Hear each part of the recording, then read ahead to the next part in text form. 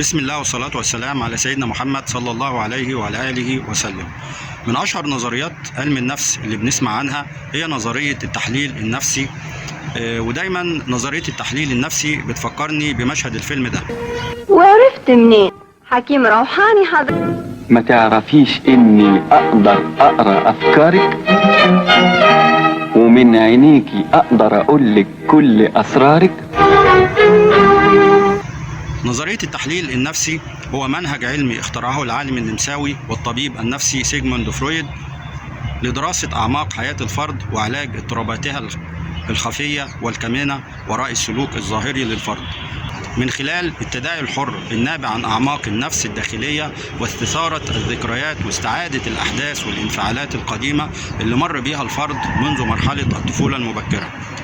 وانطلاقا من حقيقة وجود حيز لا شعوري موجود في البنية النفسية للفرد، وإنه في حيز وسط بين الشعور وبين اللا شعور، وهو ما قبل الشعور، بيحتوي على جميع الذكريات والخبرات اللي بيشعر بها الفرد أو يتذكرها ولكن بصعوبة. وبيوضح لنا سيغموند فرويد إنه الشخصية بتتكون من 3 جوانب رئيسة، لما تتناغم وتعمل الجوانب دي بتناسق بتحقق التوازن والثبات النفسي للفرد.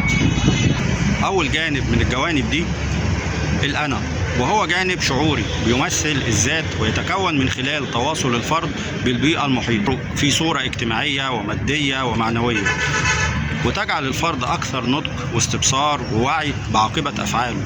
وإنه زي ما في أنواع من السلوك بتسبب السعادة والفرحة، برضه في أنواع من السلوك الأخرى بتسبب الحزن والألم، زي وعي الفرد إنه لما يمشي مخالف في الطريق رخصته هتتسحب وهيدفع غرامة، أو لما يتعامل بذوق واحترام مع الناس هتحبه وتتعامل معاه باحترام.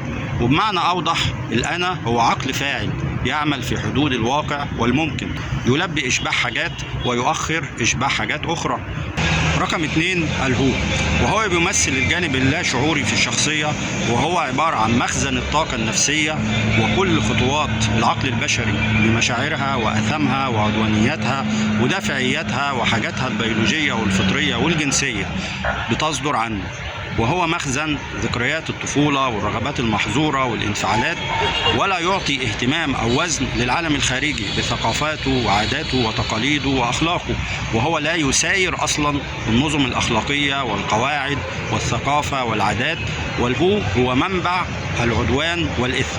رقم 3 الأنا الأعلى، وبيعرف بأنه الأنا الضابطة العليا، وهو جانب لا شعوري في الشخصية مهمته الإشراف على تصرفات وأفعال الأنا الشعورية ومراقبة اندفاع الهو البدائية وكبتها. ويطلق على الأنا الأعلى الضمير، لأنه عبارة عن الرقيب اللي بيختزن الأخلاق والعادات والقيم ويحاول تطبيع الفرد بيها، ولو ما قدرش فبنلاقي الفرد بيشعر بتأنيب الضمير، لأنه الأنا الأعلى بينمو تدريجيا منذ سنوات الطفولة الأولى. وعشان كده هو لا شعوري، لكنه ناتج عن الحب والاحترام والتربية الإيجابية، وبيعاقب على النية زي ما بيعاقب على الفعل بتأنيب الضمير.